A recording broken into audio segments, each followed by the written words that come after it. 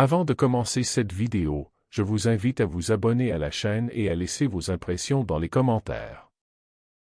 Quand je repense à ces premières années de ma vie, il y a toujours un point fixe qui revient, un trou noir autour duquel tout semble tourner, comme si mon enfance avait été construite sur une absence plus grande que n'importe quelle présence.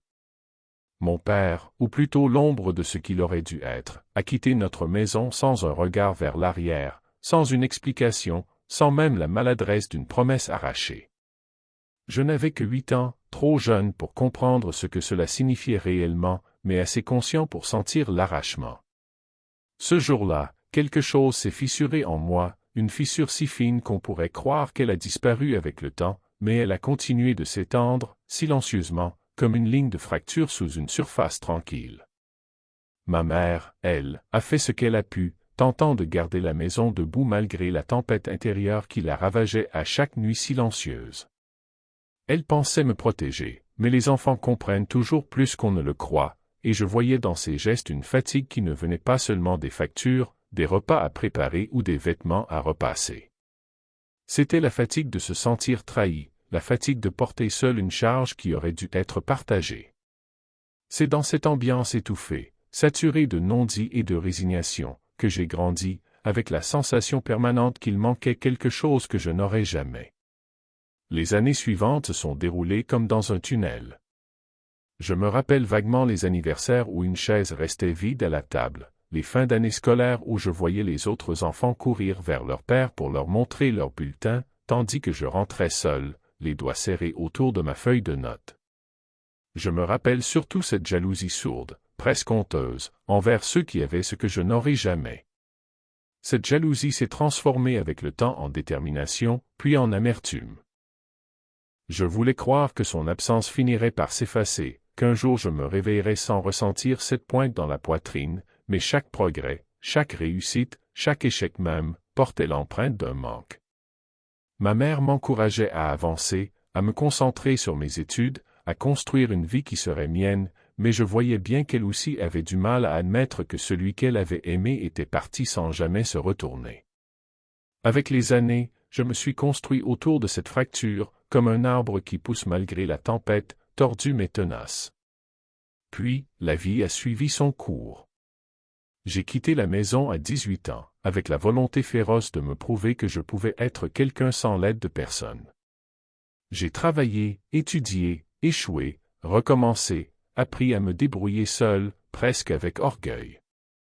Je voulais montrer que je n'étais pas un enfant brisé, que je pouvais me construire malgré l'abandon, malgré ce vide. Pourtant, chaque fois que je voyais un père et son enfant rire dans la rue, chaque fois que je recevais un appel de quelqu'un qui me parlait de son propre père, qu'il soit bon ou mauvais, je sentais cette tension en moi, cette vieille blessure jamais refermée. Je me disais que ce n'était qu'un détail, un fantôme du passé, mais la vérité, c'est que cette absence avait défini une grande partie de ce que j'étais. Je ne voulais jamais l'admettre à voix haute, mais je savais très bien que son départ avait façonné mes peurs, mes choix, mes relations. J'avais appris à ne dépendre de personne, à ne jamais m'attacher trop fort, à partir avant que quelqu'un d'autre ne puisse partir à ma place.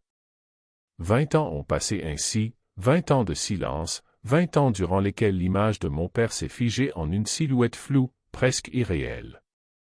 Je m'étais convaincu qu'il était probablement mort, ou loin, ou qu'il avait construit une nouvelle vie dans laquelle je n'existais même pas comme souvenir. Je ne voulais pas savoir. Je ne voulais pas le chercher. Pour moi, c'était fini depuis longtemps. Mais la vie, parfois, a le talent cruel de ramener à la surface ce qu'on croyait avoir enterré. Tout a commencé un matin où j'ai reçu une enveloppe sans expéditeur, glissée sous ma porte comme un message venu d'un passé que je ne voulais plus affronter.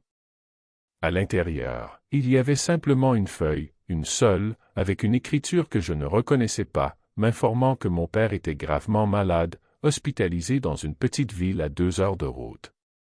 Aucune explication, aucun détail. Juste ça, il me demandait. Ce mot m'a presque fait rire. Lui, demander quelque chose? Après 20 ans d'un silence total? J'ai d'abord voulu jeter la lettre, la froisser et la laisser tomber dans la poubelle comme on retire une écharde. Mais quelque chose m'a retenu. Peut-être la curiosité. Peut-être la colère. Peut-être simplement le besoin de comprendre enfin ce que ces mots ne m'avaient jamais offert. Je me suis surpris à relire la lettre pendant des heures, comme si j'espérais y voir apparaître ce qui n'y figurait pas. Je n'ai parlé à personne de cette lettre. Je n'en avais pas envie. J'ai passé plusieurs jours à tourner autour de l'idée d'aller le voir. Une partie de moi voulait l'ignorer. Une autre partie, celle qui avait été un enfant abandonné, voulait des réponses, voulait qu'un face-à-face vienne combler un vide trop longtemps laissé ouvert. Finalement, j'ai pris la voiture. Je n'ai dit à personne où j'allais, pas même à ma mère, qui n'aurait de toute façon pas compris pourquoi je voulais remuer ce passé qu'elle avait tant essayé d'oublier. La route était longue, monotone, et plus je m'approchais, plus je sentais un mélange amer d'appréhension et de rancœur. Je me demandais à quoi il ressemblait désormais, s'il avait vieilli comme les autres pères, s'il avait des rides autour des yeux, s'il avait jamais pensé à moi durant ces 20 années. Je me demandais aussi pourquoi j'y allais réellement. Était-ce la compassion? La curiosité? Ou simplement le besoin de lui prouver qu'il n'avait plus aucun pouvoir sur moi? Je n'avais pas la réponse. Quand je suis arrivé devant l'hôpital, j'ai ressenti une étrange lourdeur, comme si mes pas étaient suspendus dans un espace où passé et présent se mêlaient. Je n'étais plus sûr de vouloir entrer. Je suis resté un moment dans la voiture, les mains serrées sur le volant, respirant profondément comme si l'air pouvait diluer la tension qui me comprimait la poitrine. Finalement, j'ai ouvert la portière et je me suis dirigé vers l'accueil, où une infirmière m'a indiqué la chambre où il se trouvait. À chaque pas dans le couloir blanc, j'avais l'impression de retrouver l'enfant que j'avais été, cet enfant qui n'avait jamais reçu d'explication, qui n'avait jamais compris pourquoi son père avait décidé de partir. Quand j'ai atteint la porte, je me suis arrêté, incapable d'avancer. L'idée de le revoir provoquait en moi une tempête silencieuse. Je ne voulais pas pardonner. Je ne voulais pas montrer la moindre faiblesse. Je voulais simplement voir la réalité en face, celui qui m'avait abandonné était désormais un homme diminué, et c'était peut-être là la seule justice que la vie m'avait offerte. Je me tenais là, immobile, la main presque collée à la poignée, quand j'ai senti que tout ce que je croyais avoir surmonté revenait me frapper avec une force brute. Je n'étais plus dans ce couloir, j'étais à nouveau un enfant de 8 ans, désemparé, cherchant un visage qui s'éloignait sans un mot. Et au moment où j'ai finalement ouvert la porte, je savais que rien de ce que j'allais trouver à l'intérieur ne pourrait effacer l'abandon qu'il avait laissé derrière lui. Quand j'ai franchi le seuil de la chambre, un silence lourd m'a enveloppé, un silence que l'on ne trouve que dans les endroits où les vies semblent suspendues, comme si le temps s'y écoulait différemment. La pièce était éclairée par une lumière pâle qui filtrait à travers les stores, donnant à l'ensemble une atmosphère presque irréelle. Et là, au centre, sur un lit trop large pour lui, se trouvait l'homme que je n'avais pas vu depuis 20 ans. Il m'a fallu quelques secondes pour accepter que cette silhouette affaiblie, presque fragile, était bien la même que celle qui avait quitté notre maison sans se retourner. Il avait vieilli d'une manière brutale, accélérée, comme si le temps avait pris un malin plaisir à le rattraper. Son visage était marqué de rides profondes, ses joues creusées, et ses mains tremblaient légèrement, posées sur la couverture. Je me suis tenu immobile, presque figé, observant ce corps que je ne reconnaissais plus. Je m'attendais à ressentir de la pitié, peut-être, ou quelque chose qui s'en rapprochait, mais il n'y avait rien. Rien d'autre qu'un vide amer, une distance intérieure que même les années n'avaient pas su combler. Je me suis finalement avancé, lentement, comme si chaque pas était une lutte contre une partie de moi-même. Je n'avais pas préparé ce moment. Je n'avais pas réfléchi à ce que j'allais dire ou faire. Je savais seulement que j'étais venu pour comprendre, peut-être pour mettre un terme à quelque chose qui avait trop longtemps pesé sur moi, même si je refusais de l'admettre. En me rapprochant du lit, j'ai remarqué une pile de dossiers médicaux à ses côtés, des feuilles annotées, des courbes de diagnostic que je ne comprenais pas. Tout cela donnait l'impression d'une vie réduite à des chiffres, à des bilans, à des résultats alignés sur du papier. Il respirait difficilement, d'une façon irrégulière qui donnait l'impression qu'il se battait contre un ennemi invisible. Et pourtant, malgré son état, quelque chose dans sa posture laissait deviner une volonté de rester droit, comme s'il refusait encore de se laisser aller à la vulnérabilité. Une ironie presque cruelle pour quelqu'un qui n'avait jamais assumé ses responsabilités. Je me suis assis dans un fauteuil à côté du lit, laissant une distance entre nous, une distance qui, d'une certaine manière, reflétait celle des 20 dernières années. Pendant plusieurs minutes, je suis resté là, silencieux, l'observant sans savoir quoi faire de mon propre corps. Mes mains étaient posées sur mes genoux, serrées l'une contre l'autre, mes épaules tendues comme si je me préparais à un impact. Je pensais que le simple fait de le voir me procurait un soulagement, comme si sa faiblesse physique pourrait compenser la force de l'abandon qu'il m'avait infligé. Mais ce n'était pas le cas. Au lieu de cela, une vieille colère remontait, une colère qui avait dormi pendant des années mais qui, à cet instant précis, semblait ravivée par sa simple présence. J'avais besoin de réponses, mais j'avais aussi peur qu'elles n'existent pas, ou qu'elles ne soient que des excuses bancales. Je m'étais construit une histoire où il était le coupable, l'unique responsable d'une blessure qui avait marqué toute ma vie. Et quelque part, je craignais que la vérité soit plus complexe, que son absence ne soit peut-être pas le geste froid et volontaire que j'avais longtemps imaginé. À mesure que je l'observais, je me suis mis à repenser à ma mère, à tout ce qu'elle avait supporté en silence. J'ai revu ses nuits blanches lorsqu'elle pensait que je dormais, ses épaules affaissées lorsqu'elle croyait que je ne regardais pas. Je me suis rappelé la façon dont elle me disait que je devais avancer, que je devais vivre pour moi, mais qu'elle-même restait bloquée dans un passé qu'elle n'arrivait pas à dépasser. Pendant toutes ces années, j'avais ressenti une profonde injustice à son égard. Elle avait porté seule une responsabilité qu'ils auraient dû partager. Et maintenant, en regardant cet homme affaibli, je me suis demandé s'il avait conscience de ce qu'il avait détruit, de la trace de lui qu'il avait laissée dans nos vies, de ce gouffre qu'il avait creusé entre nous. Je me suis demandé s'il savait à quel point son absence avait été plus lourde que n'importe quelle présence. Assis là, je me suis doucement penché pour prendre l'un des dossiers médicaux. Je l'ai feuilleté maladroitement, lisant des mots techniques que je comprenais mal. Il était malade depuis longtemps, apparemment. Très longtemps. Une maladie dégénérative, progressive, qui s'était installée en silence, grignotant petit à petit ses capacités. Peut-être que c'était cela, la raison de la lettre. Peut-être que la proximité de la fin l'avait poussé à vouloir corriger quelque chose, ou à tenter de reconstruire une image de lui qui lui échappait depuis des années. Mais je ne pouvais m'empêcher de penser qu'il arrivait trop tard, beaucoup trop tard, et que rien ne pourrait réparer les dommages déjà faits. Son état physique ne l'excusait pas. Sa maladie ne justifiait pas 20 années de silence. J'ai fini par poser le dossier, incapable de continuer à lire. Je sentais une pression dans ma poitrine, une sorte de tiraillement entre la compassion et la rancœur, comme si deux forces opposées m'arrachaient dans des directions différentes. Je me suis levé et j'ai fait quelques pas dans la pièce, observant les murs neutres, les appareils médicaux, la fenêtre qui donnait sur un parking vide. Tout dans cette pièce semblait froid, impersonnel, presque mécanique. Il n'y avait aucune trace de vie personnelle, aucun signe qu'il avait voulu marquer cet espace comme sien. C'était un lieu de passage, un endroit où l'on attendait la suite sans vraiment s'y appartenir.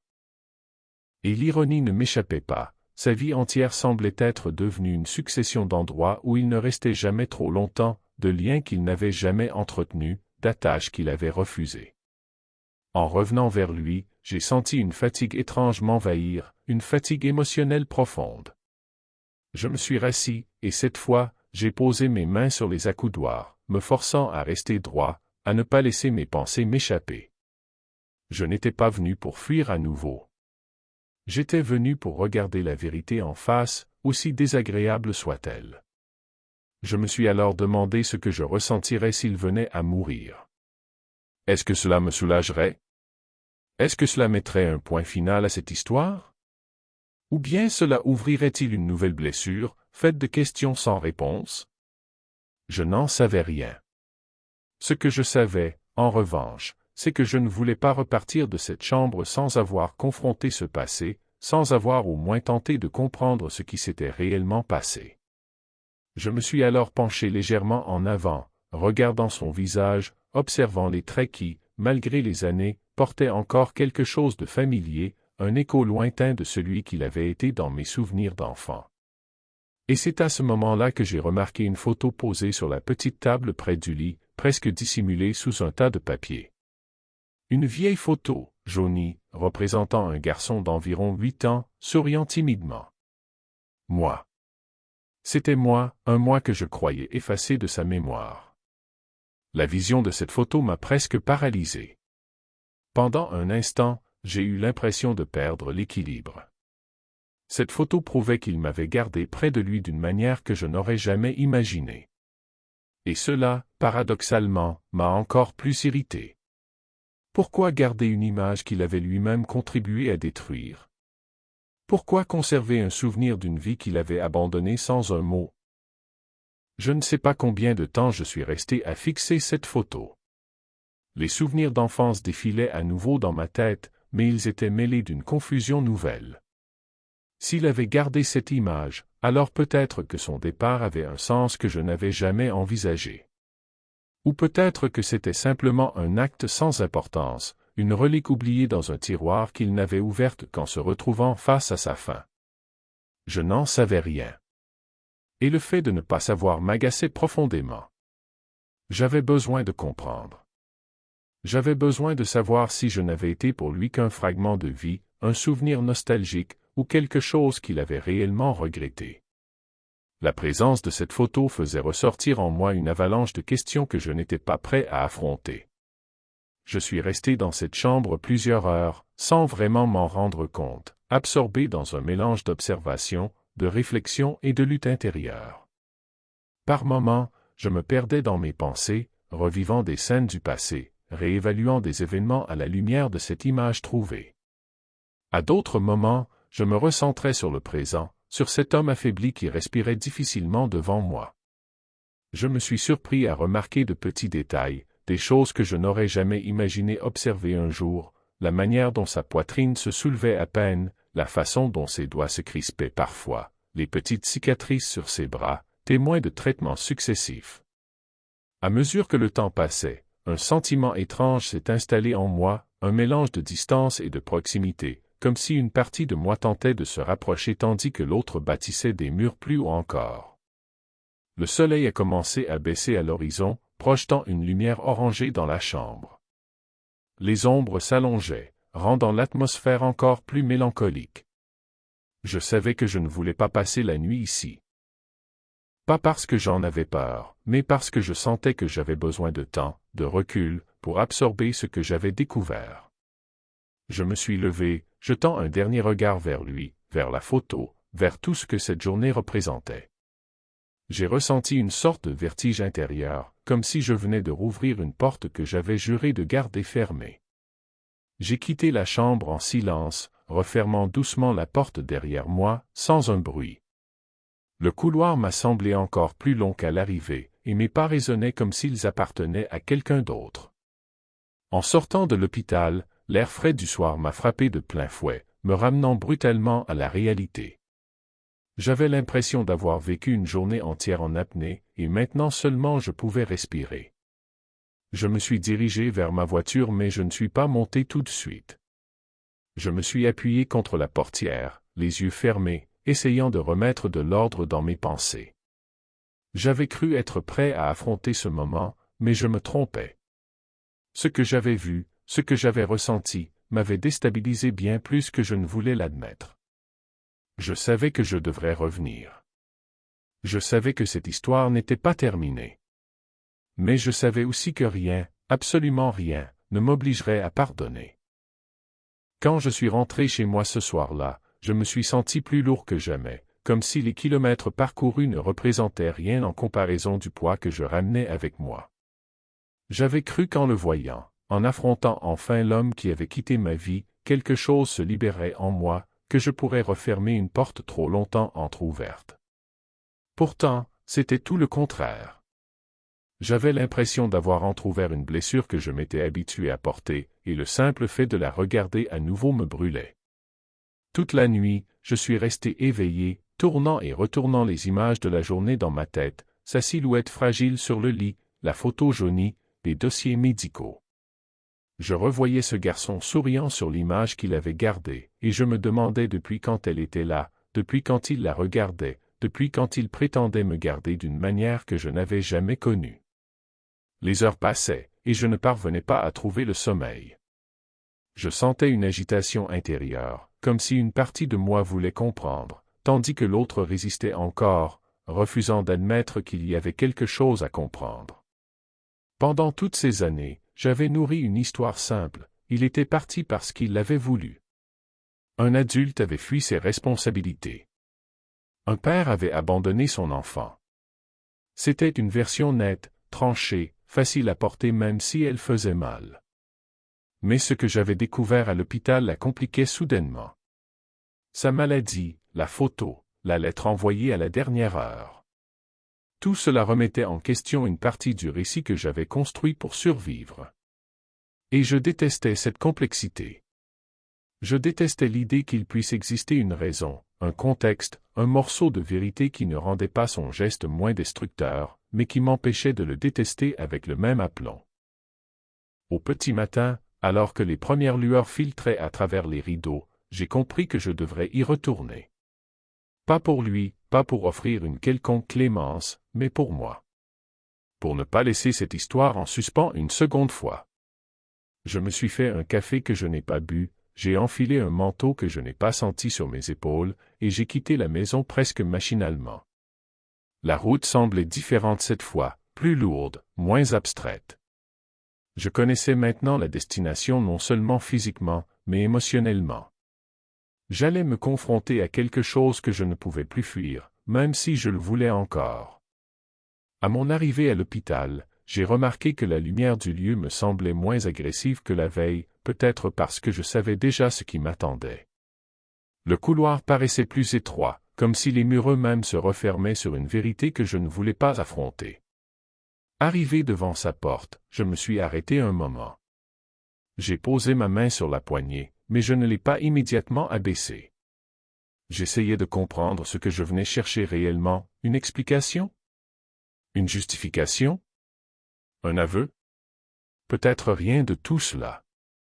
Peut-être seulement la confirmation que le passé ne reviendrait plus jamais me hanter de la même manière, quel que soit le prix à payer pour cela. Lorsque j'ai finalement ouvert la porte, la chambre était calme. Trop calme. Le lit était occupé, bien sûr, mais quelque chose avait changé. Sa respiration, que j'avais entendue la veille, était plus faible, plus espacée. Son visage, déjà marqué, semblait encore plus creusé, comme si la nuit avait emporté une part de lui. Je me suis assis à la même place que la veille, et j'ai senti une étrange sensation, un mélange de distance et de proximité, comme si cet espace, si vide et pourtant si chargé, créait un champ magnétique qui m'attirait et me repoussait à la fois. J'ai observé ses traits, tentant de retrouver l'homme qu'il avait été, l'adulte de mes souvenirs d'enfance, mais il n'en restait presque rien. Ce que je voyais n'était qu'un être humain au crépuscule de sa vie, dépouillé de toute apparence, de tout rôle, de toute façade. Et peut-être était-ce cela, la seule forme de vérité que je méritais. Je me suis surpris à réfléchir à ce qu'avait été sa vie pendant ces 20 années. Où avait-il vécu? Quel choix avait-il fait? Avait-il eu d'autres enfants? Avait-il connu des regrets? Des remords? Je cherchais des traces, des indices, dans chaque objet de la chambre, mais il n'y avait rien. Rien sauf cette photo.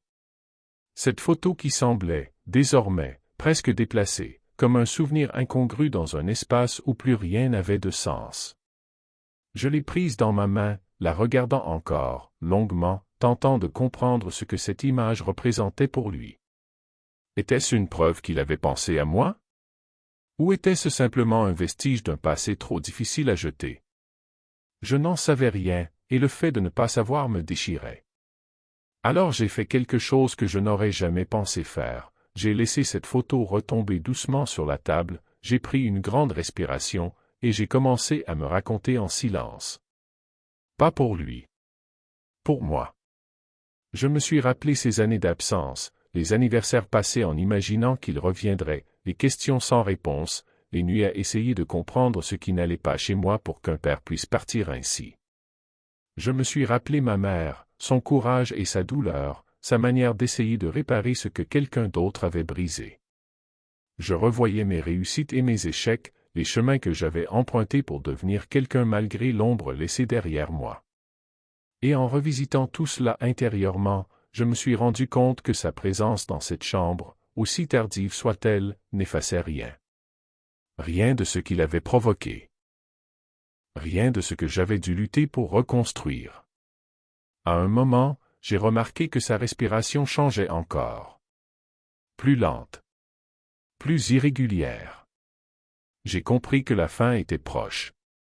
Une partie de moi s'est demandé si je devais quitter la chambre, si je devais refuser d'être témoin de ses derniers instants, comme lui avait refusé d'être témoin des miens. Mais une autre partie de moi, plus silencieuse, plus instinctive, m'a ancré à cette chaise. Je ne restais pas pour lui, ni pour lui offrir une forme de paix qu'il n'avait pas gagnée. Je restais parce que partir aurait signifié fuir à nouveau. Et j'en avais assez de fuir.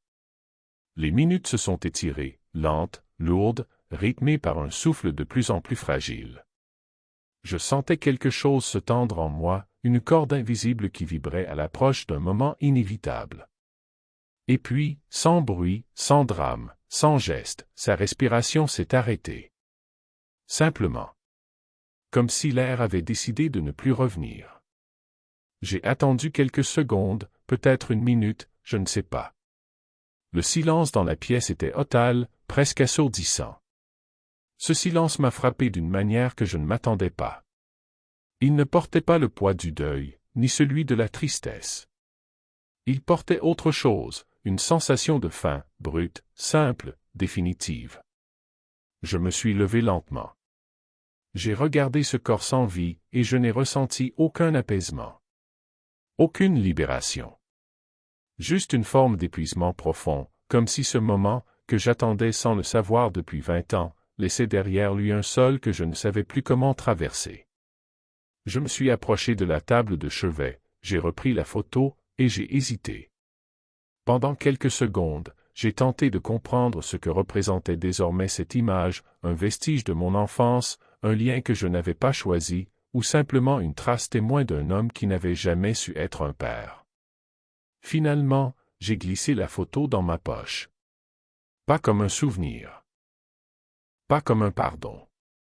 Mais comme une preuve que cette histoire avait existé, qu'elle m'avait façonné malgré tout, et qu'elle avait désormais trouvé sa conclusion. En sortant de la chambre, j'ai informé une infirmière, d'une voix étonnamment calme. Je n'ai pas donné mon nom. Je n'ai pas dit qui j'étais.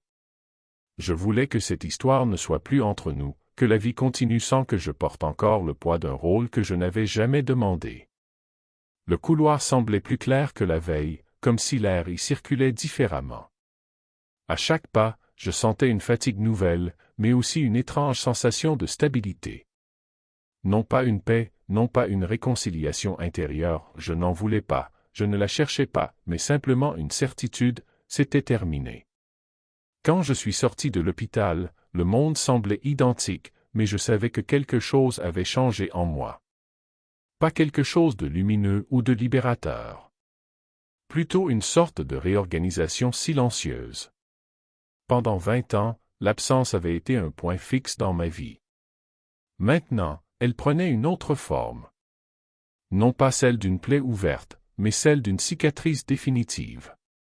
Elle resterait là, avec tout ce qu'elle représentait. Et c'était très bien ainsi. Sur le chemin du retour, je n'ai pas regardé en arrière. Je n'en avais aucun besoin. Derrière moi, il n'y avait plus une présence, ni même un fantôme. Juste un chapitre clos. Devant moi, il y avait ma vie. La mienne. Celle que j'avais construite seule, malgré tout. Et pour la première fois, je me suis dit que cela suffisait.